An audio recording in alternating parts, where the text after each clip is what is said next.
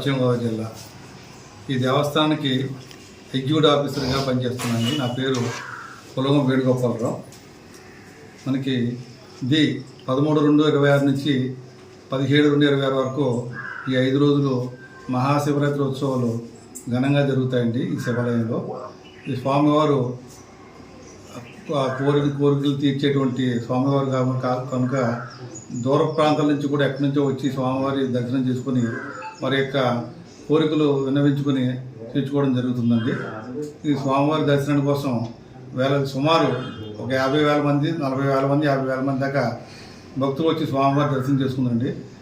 దేవస్థానం నుంచే కానీ భక్తుల సహకారంతో కానీ ఉచిత అన్న సమారాధన సుమారు 25,000 మందికి అన్న సమారాధన ఏర్పాటు చేయడం జరుగుతుందండి. అలాగే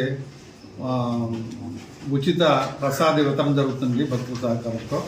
అలాగే మంచినీటి సౌకర్యాలు కూడా ఏర్పాటు చేసామండి. అలాగే చదువు పందిళ్ళు వేసాం, క్యూ లైన్లు కట్టాం. అలాగే తాత్కాలిక మరుగుదొడ్లు ఏర్పాటు చేయడం కూడా జరిగిందండి.